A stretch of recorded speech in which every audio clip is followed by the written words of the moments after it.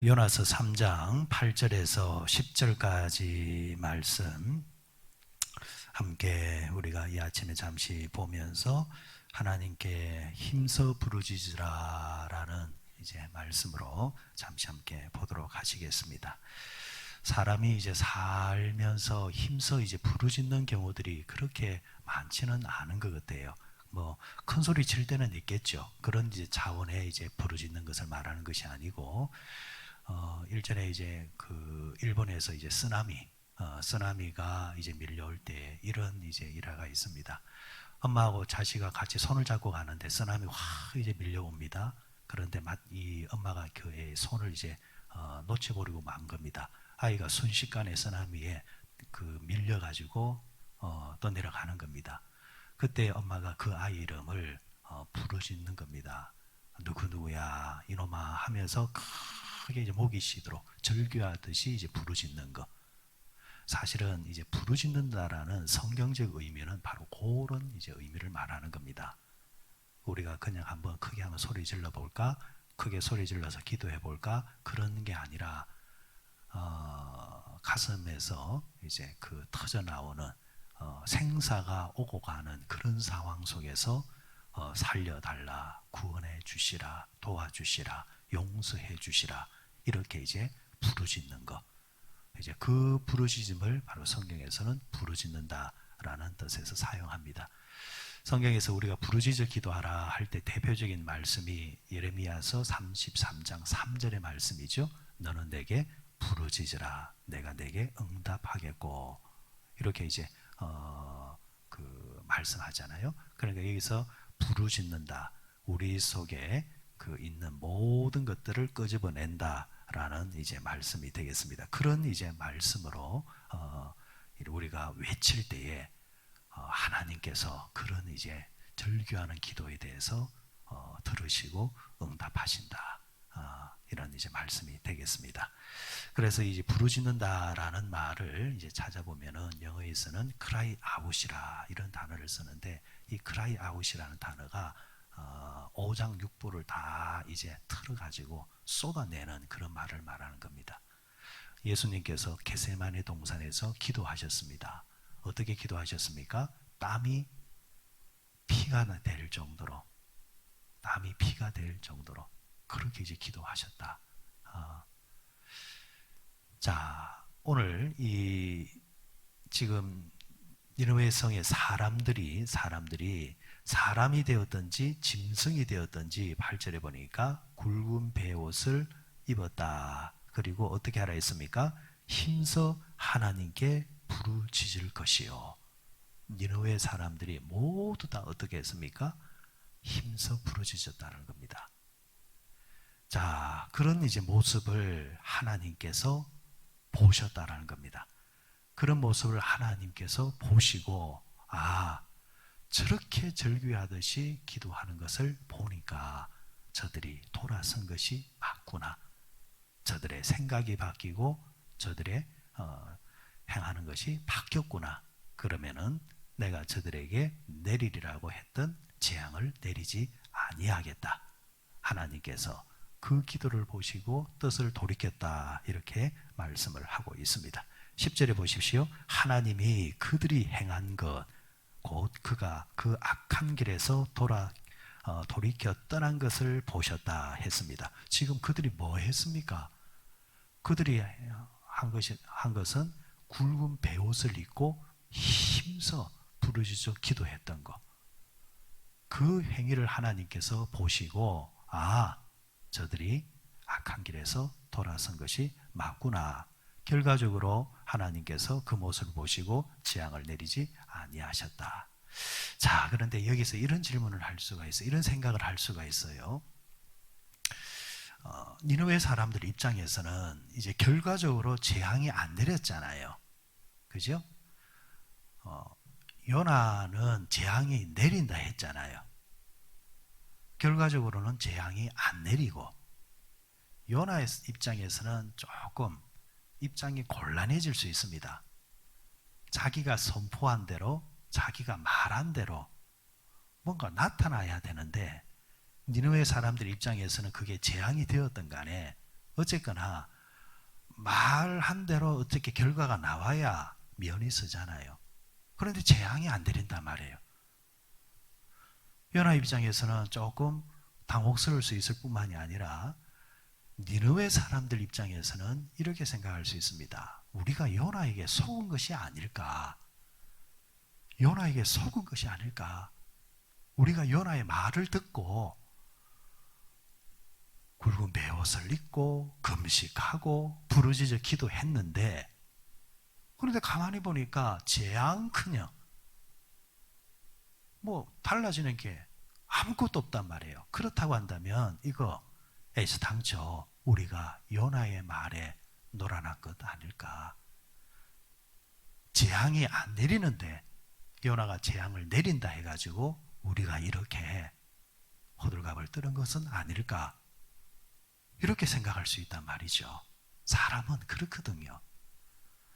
사람은 순간순간 마음이 바뀌어요. 순간순간 해석이 달라집니다.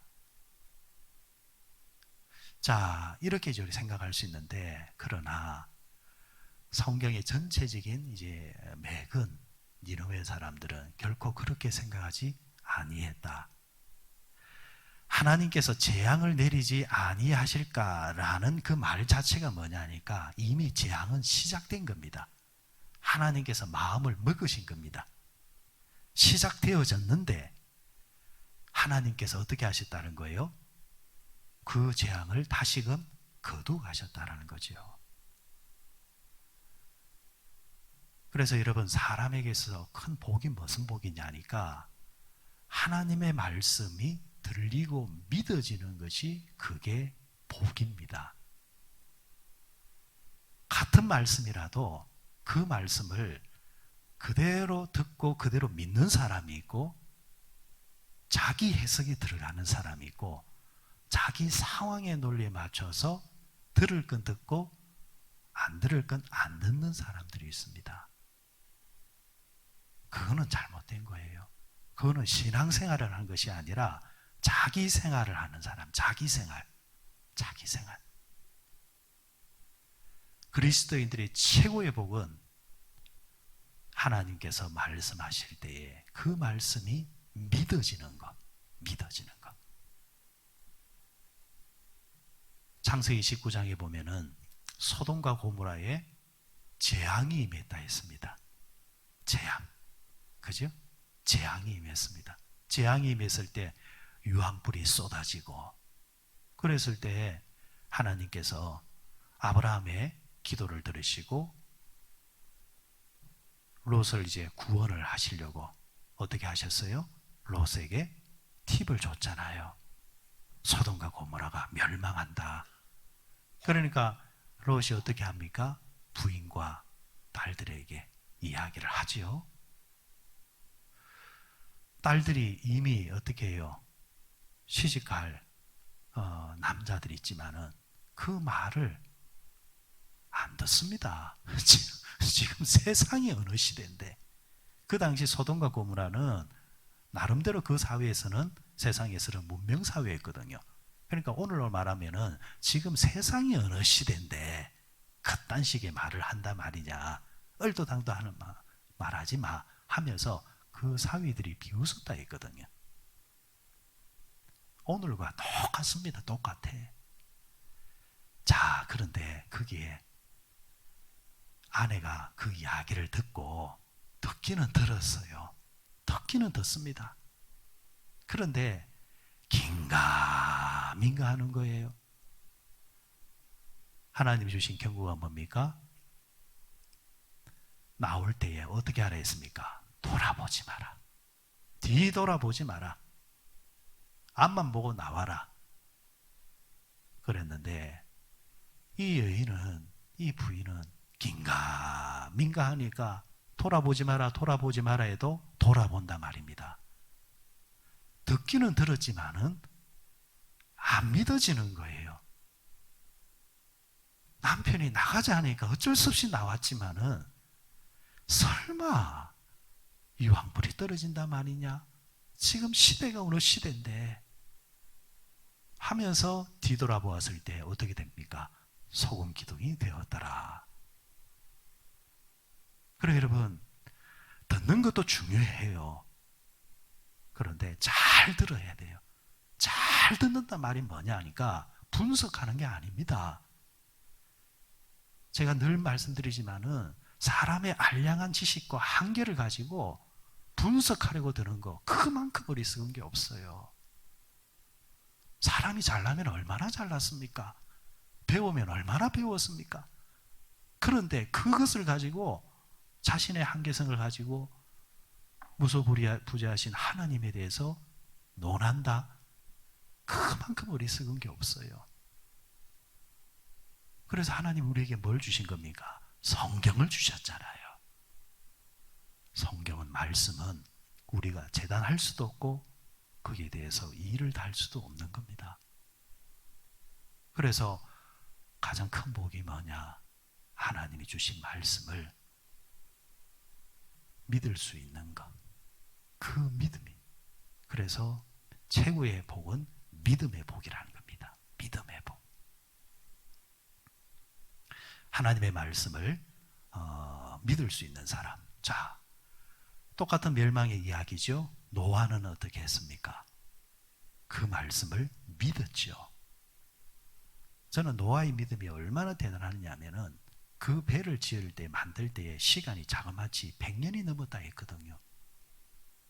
장수하는 시대였지만은, 그러나 시간적인 개념으로 100년은 시종일관 같은 마음으로 한다라는 게, 사람은 작심삼일을 하잖아요.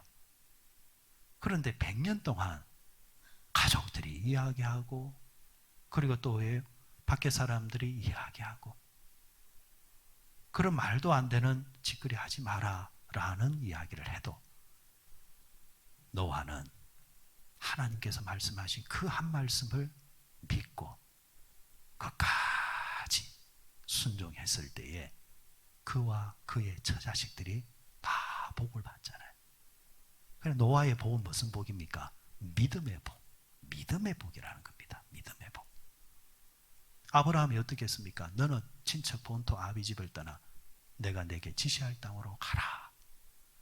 지시할 땅이라 했습니다.